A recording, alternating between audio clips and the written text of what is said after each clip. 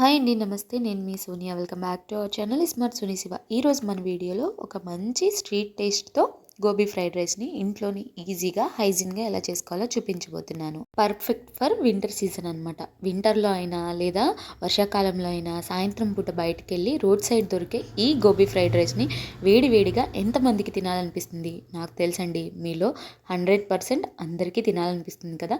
So హైజీన్గా ఇంట్లోనే ఈజీగా ఎలా చేసుకోవాలో ఈ వీడియోలో చూపించబోతున్నాను. అలాగే న్యూ ఇయర్ వచ్చేస్తుంది, ఇయర్ ఎండింగ్ కదా, క్రిస్మస్ కూడా ఉంది, అలాగే పార్టీస్ ఉంటాయి. సో రెగ్యులర్గా చేసుకునేవి కాకుండా స్పెషల్గా చేసుకొని తీసుకువెళ్ళాలంటే పార్టీస్కి పర్ఫెక్ట్ రెసిపీ అనమాట. సో ఎలా చేసుకోవాలో చూసేద్దాం. వీడియోని స్కిప్ చేయకుండా లాస్ట్ వరకు చూసేయండి. ముందుగా స్ట్రీట్ స్టైల్ గోబీ రైస్ కోసం రైస్ని ఉడికించుకొని పెట్టుకోవాలి. నేను ఇక్కడ ఒక గ్లాస్ రైస్ని ఇలా ఉడికించుకొని పొడి పొడిగా చేసుకొని పక్కన పెట్టుకున్నాను.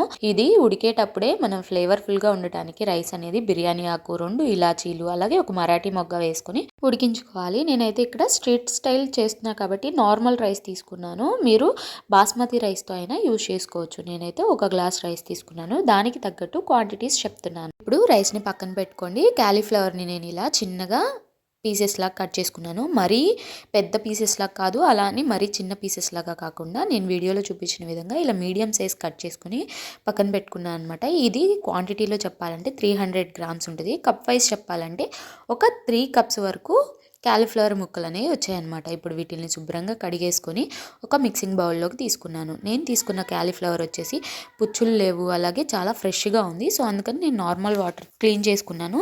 మీరు తీసుకున్న క్యాలీఫ్లవర్ అనేది పుచ్చులు కానీ పురుగులు కానీ ఉంటే వేడి నీళ్ళలో కాసేపు నానబెట్టుకోండి. ఇప్పుడు ఈ క్యాలీఫ్లవర్లోకి రుచికి సరిపడా ఉప్పు, ఒక 1/2 టీ స్పూన్ దాకా కారం, ఒక 1/2 టీ స్పూన్ దాకా మిరియాల పొడి, ఒక 1/2 టీ స్పూన్ దాకా గరం మసాలా వేసుకొని వీటన్నిటిని కూడా ఇలా ఒకసారి స్పూన్తో కలుపుకోవాలి. ఈ ఉప్పు కారం అనేది క్యాలీఫ్లవర్కి పట్టాలన్నమాట.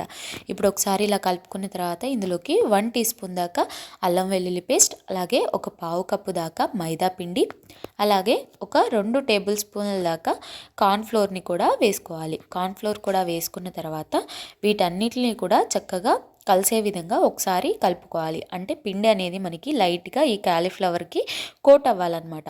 ఈ టైంలో మీకు కావాలంటే కొంచెం రెడ్ ఫుడ్ కలర్ కూడా యూస్ చేసుకోవచ్చు. నేనైతే ఫుడ్ కలర్ యూస్ చేయట్లేదు. సో ఇలా అంతా కలిపేసుకున్న తర్వాత కొంచెం కొంచెం వాటర్ వేసుకుంటూ నేను వీడియోలో చూపించిన కన్సిస్టెన్సీ వచ్చిందాక కలుపుకోవాలి. అంటే మరీ లూజ్గా కలుపుకోకూడదు, అలా అని మరీ గట్టిగా కలుపుకోకూడదు. ఇలా నేను చూపిస్తున్నాను కదా, మీడియంగా లూజ్గా ఉండేటట్టు కలుపుకోవాలన్నమాట. అంటే మనకి చక్కగా కోట్ అవ్వాలి ముక్కలకి పిండి అనేది, అలా కలుపుకోవాలి. ఇలా కలిపేసుకున్న క్యాలీఫ్లవర్ని ఇప్పుడు పక్కన పెట్టేసుకోవాలి. ఇప్పుడు డీప్ ఫ్రైకి సరిపడా ఆయిల్ని మనం పొయ్యి మీద పెట్టేసుకోవాలి. స్టవ్ మీద ఒక బాండి పెట్టుకొని అందులోకి డీప్ ఫ్రైకి సరిపడా ఆయిల్ వేసుకొని ఆయిల్ కొంచెం మీడియం హీట్ అయిన తర్వాత మనం ముందుగా కలిపి పెట్టుకున్నాం కదా గోబీ ముక్కల్ని, ఇలా వీటన్నిటిని కూడా ఆయిల్లో సరిపడా చక్కగా ఆయిల్లో అయితే వేసేసుకోవాలి. ఆయిల్ అనేది మరీ హీట్లో ఉండకూడదు, అలా అని మరీ లోలో కూడా ఉండకూడదు. ఇలా మీడియం హీట్లో ఉండాలి. ఇలా ఆయిల్కి ఎన్ని అయితే సరిపోతాయో అన్నీ వేసుకొని ఒకేసారి ఫ్రై చేసుకోకుండా 2-3 బ్యాచ్ల్లాగా ఫ్రై చేసుకోండి. సో చూడండి, చక్కగా ఇలా వేసేసుకున్న తర్వాత ఇలా మీడియం ఫ్లేమ్లో పెట్టుకొని ఈ కలర్ వచ్చేంత వరకు, గోల్డెన్ బ్రౌన్ కలర్ వచ్చేంత వరకు ఇలా చక్కగా ఫ్రై చేసుకోవాలి. ఇలా ఫ్రై చేసుకున్న వాటిని బౌల్లోకి వేసుకోవాలి. ఇలాగే మొత్తాన్ని కూడా బ్యాచెస్ లాగా ఫ్రై చేసుకొని పక్కన పెట్టేసుకోవాలి. ఇప్పుడు ఫ్రైడ్ రైస్ చేయడం కోసం స్టవ్ మీద ఒక బాండి పెట్టేసుకోండి. అందులోకి 2 టేబుల్ స్పూన్ల దాకా ఆయిల్ వేసుకొని ఆయిల్ కొంచెం హీట్ అయిన తర్వాత సన్నగా కట్ చేసుకున్న పచ్చిమిర్చి ముక్కలు, అలాగే కొంచెం కరివేపాకు కూడా వేసుకోండి. వేసుకొని వీటిని కొంచెం ఫ్రై చేసుకున్న తర్వాత ఇందులోకి 1 టీ స్పూన్ దాకా అల్లం వెల్లుల్లి పేస్ట్ని వేసుకొని పచ్చివాసన పోయేంత వరకు ఈ ఆయిల్లో ఫ్రై చేసుకోవాలి. ఇప్పుడు ఇందులోకి సన్నగా కట్ చేసుకున్న ఒక పావు కప్పు దాకా ఉల్లిపాయ ముక్కల్ని అయితే వేసుకోవాలి. అలాగే సన్నగా బారుగా కట్ చేసుకున్న క్యారెట్ ముక్కల్ని ఒక 2 టేబుల్ స్పూన్ల దాకా, అలాగే సన్నగా బారుగా కట్ చేసుకున్న క్యాప్సికమ్ ముక్కల్ని ఒక 2 టేబుల్ స్పూన్ల దాకా వేసుకొని వీటిల్ని హై ఫ్లేమ్లో పెట్టుకొని ఫ్రై చేసుకోవాలి. ఎప్పుడైనా సరే ఫ్రైడ్ రైస్ చేసేటప్పుడు మనకి వెజిటేబుల్స్ అనేది ఓవర్గా కుక్ అవ్వకూడదు, కొంచెం సాఫ్ట్ అయితే సరిపోతుంది. ఇలా చక్కగా సాఫ్ట్ అయిన తర్వాత ఇందులోకి ముందుగా మనం ఫ్రై చేసి పెట్టుకున్న క్యాలీఫ్లవర్ ముక్కల్ని ఇందులోకి వేసేసుకొని హై ఫ్లేమ్లోనే ఒక 1/2 నిమిషం పాటు ఇలా ఫ్రై చేసుకోవాలి. వెజ్జీస్తో పాటు ఈ క్యాలీఫ్లవర్ ముక్కల్ని కూడా ఫ్రై చేసుకున్న తర్వాత ఇప్పుడు ముందుగా ఉడికించుకొని చల్లారబెట్టుకున్న రైస్ని అయితే ఇందులోకి వేసేసుకోవాలి. రైస్ కూడా వేసుకున్న తర్వాత హై ఫ్లేమ్లోనే మరొక అర నిమిషం పాటు ఫ్రై చేసుకోవాలి. ఈ అన్నం అలాగే కూరగాయ ముక్కలు అన్నిటిలో కలిసే విధంగా ఇలా చక్కగా కింద నుంచి పైకి టాస్ చేసుకుంటూ కలుపుకుంటూ చక్కగా ఒక అర నిమిషం పాటు హై ఫ్లేమ్లోనే ఫ్రై చేసుకోవాలి. ఇలా అర నిమిషం తర్వాత టేస్ట్కి సరిపడా సాల్ట్, అలాగే ఒక అర టీ స్పూన్ దాకా కారం, ఒక పావు టీ స్పూన్ దాకా మిరియాల పొడి కూడా వేసుకొని అంతా బాగా కలిసే విధంగా హై ఫ్లేమ్లోనే ఫ్రై చేసుకోవాలి. మనం ఫ్రైడ్ రైస్లు కానీ లేదా మంచూరియాస్ కానీ చేసేటప్పుడు హై ఫ్లేమ్లోనే ఉండి ఫ్రై చేసుకోవాలన్నమాట. మరొక అర నిమిషం పాటు అంతా బాగా కలిసే విధంగా హై ఫ్లేమ్లో ఇలా చక్కగా కలుపుకోవాలి. ఇలా చక్కగా అంతా కూడా కలిసిపోయిన తర్వాత ఇప్పుడు ఇందులోకి సాసెస్ యాడ్ చేసుకుందాం.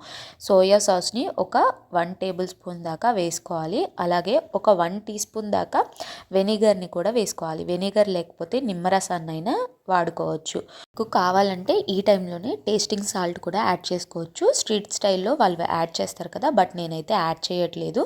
అది వేయకపోయినా టేస్ట్ అనేది చాలా బాగుంటుంది. ఇలా సాసెస్ అన్నీ కూడా వేసుకున్న తర్వాత హై ఫ్లేమ్లోనే మరొక 60 సెకండ్స్ పాటు ఫ్రై చేసుకున్న తర్వాత ఇలా సన్నగా కట్ చేసుకున్న కొత్తిమీరను కూడా వేసుకొని అంత బాగా కలిసే విధంగా కలుపుకోవాలి. హై ఫ్లేమ్లో పెట్టుకొని కలుపుకోవాలి.